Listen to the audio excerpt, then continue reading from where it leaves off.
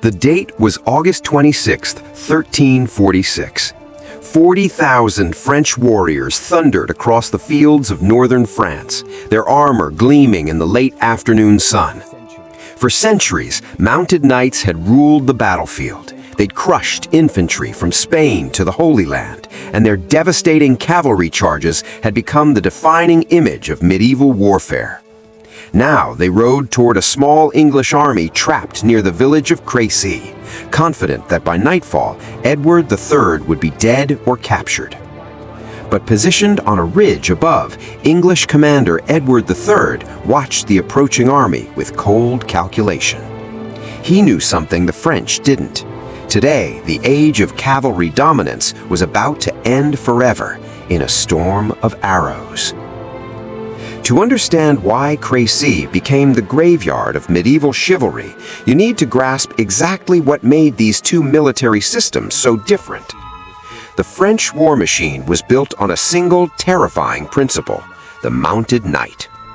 Clad in plate armor, wielding a 12-foot lance, charging at full gallop on a massive warhorse, a French knight was essentially a human battering ram. When hundreds of these armored horsemen formed up for a charge, the psychological impact alone could break armies before the actual impact. The ground would shake, the thunder of hooves would drown out commands, and watching that wall of steel and horsepower bearing down on your position was enough to make seasoned warriors flee. But here's what made French cavalry truly dominant. For 300 years, no infantry force in Western Europe had found a reliable way to stop them.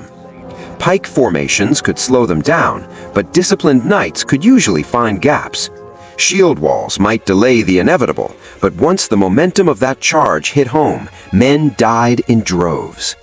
The lance's reach exceeded pikes and spears, allowing knights to strike over defensive formations. Their armor made them nearly invulnerable to sword strikes and most missile weapons. This system had conquered Jerusalem during the Crusades. It had subjugated rebellious provinces across France. Most importantly, it had shaped an entire military culture where noble birth, expensive equipment, and mounted combat determined who held power on the battlefield. French knights weren't just soldiers, they were the ruling class, and their military supremacy justified their political dominance. The English represented something entirely different.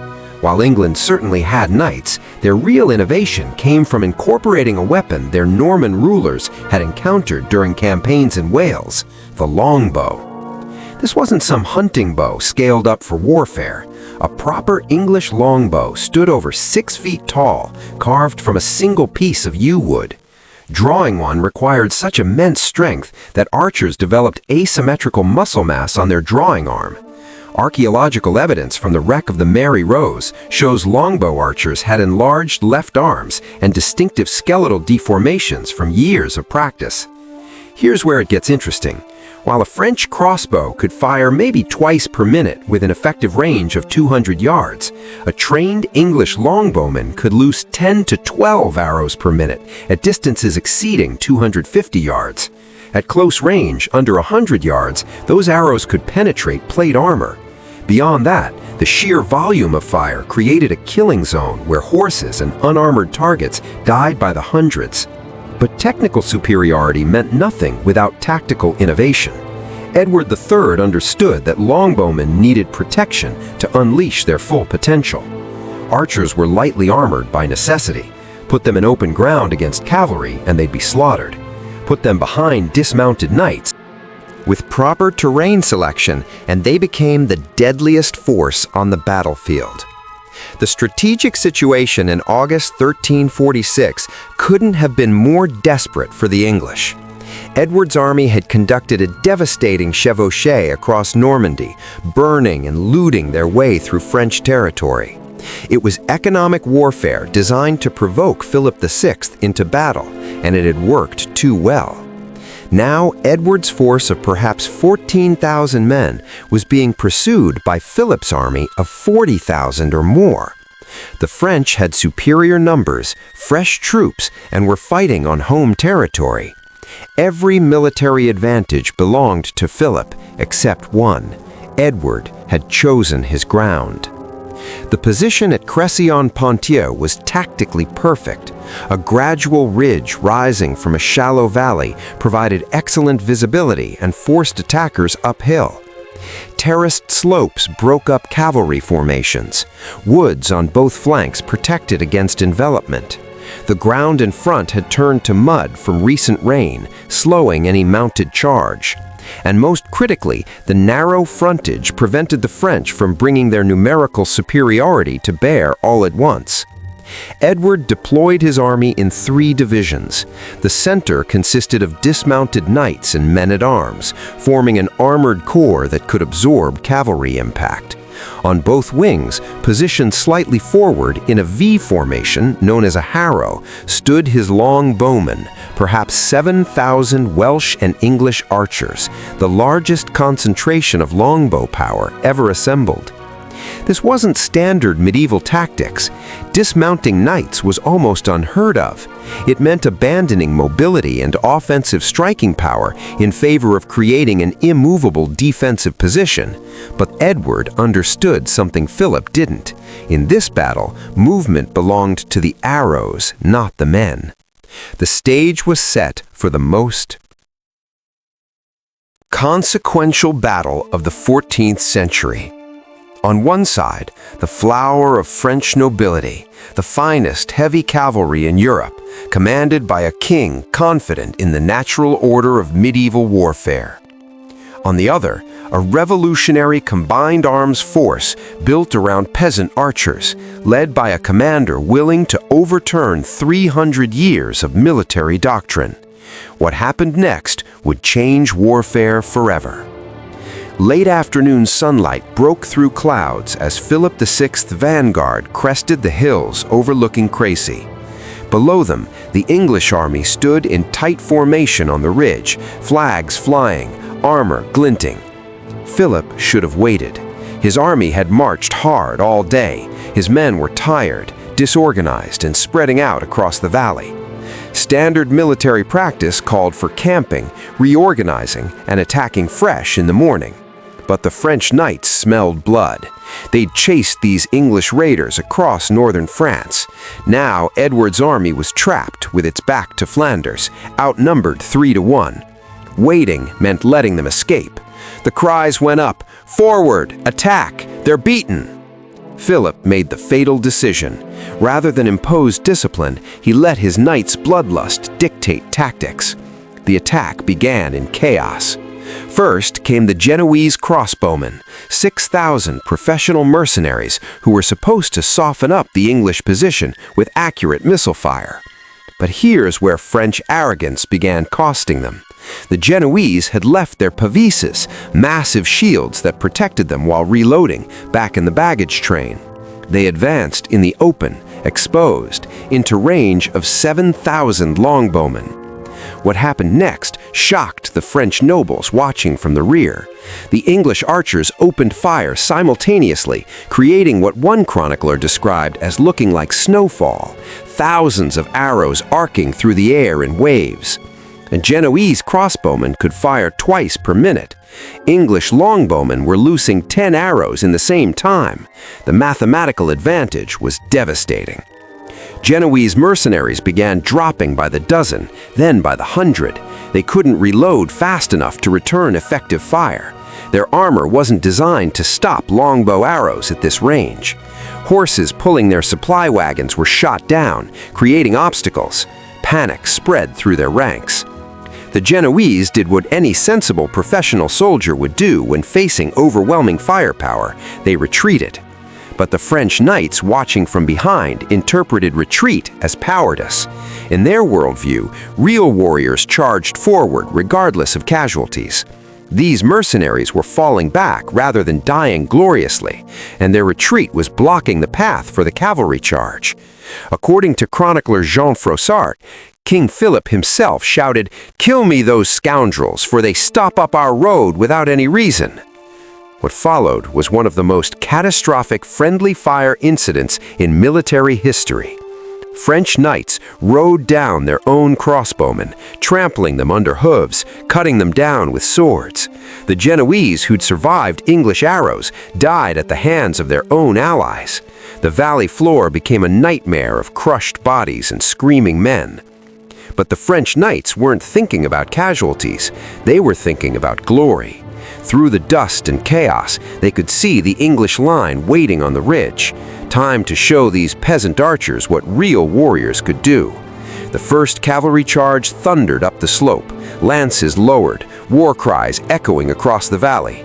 This was the moment that had broken armies for 3 centuries, the unstoppable force of French chivalry against whatever poor infantry happened to be in the way. Except, English archers had been waiting for exactly this moment.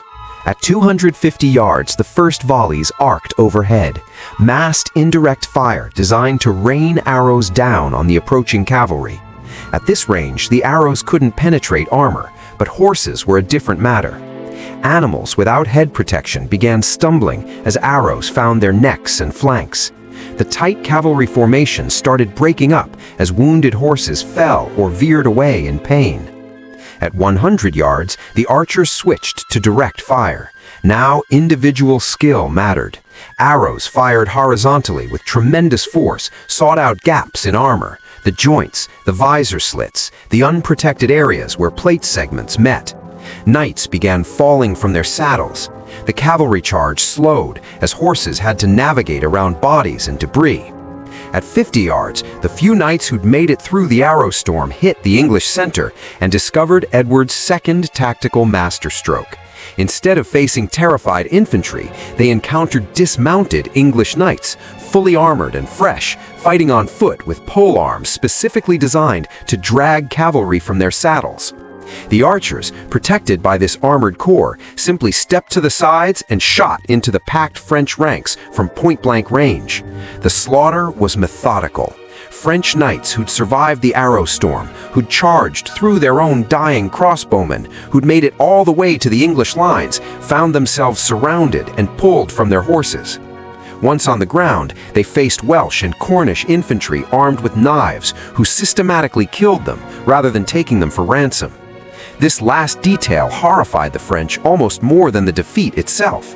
In the chivalry code, capturing enemy knights for ransom was civilized warfare. Killing incapacitated nobles violated everything the knightly class believed about honorable combat. But the English weren't fighting for honor. They were fighting to survive against an army 3 times their size.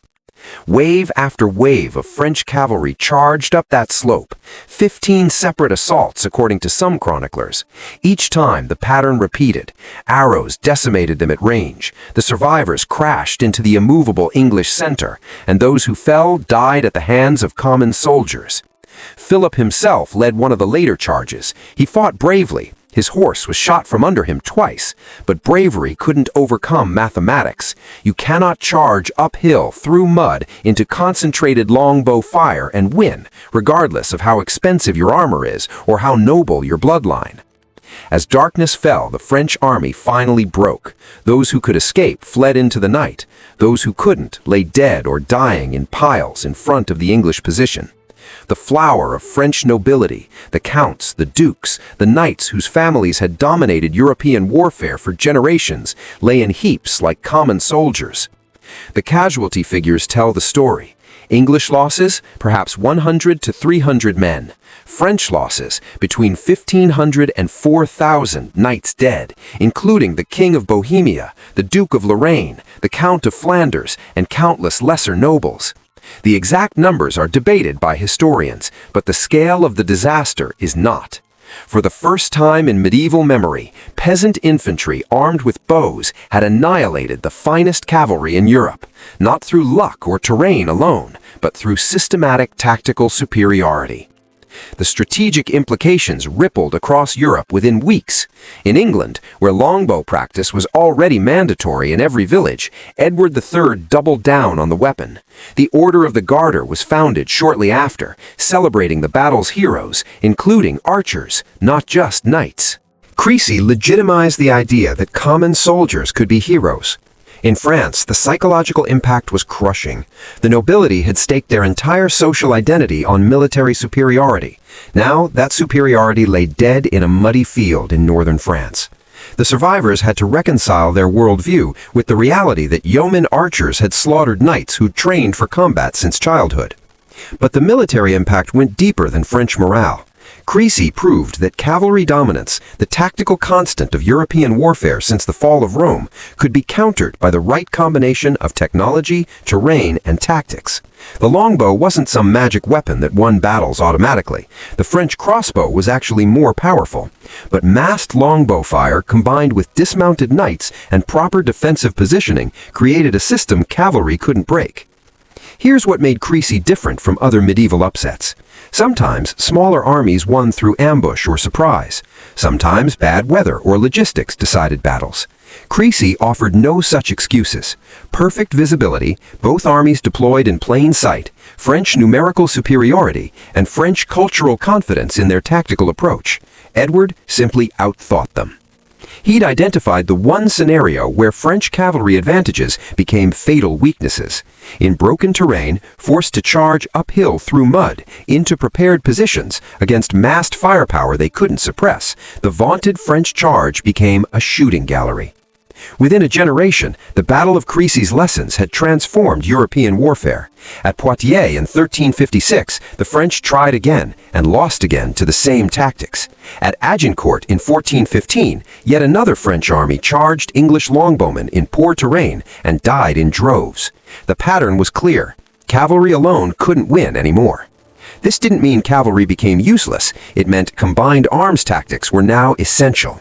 Infantry, archers, terrain, and coordination had to work together. The age of cavalry supremacy was over. The age of professional infantry had begun. And it all started on a ridge at Crécy-en-Ponthieu, where Edward III proved that brilliant tactics could overturn centuries of military tradition. August 26, 1346, marked the day peasant archers destroyed noble knights through superior firepower and discipline. If you want to see how longbow dominance shaped the 100 Years' War, watch this next video. Subscribe for more battles where tactical innovation changed the course of history.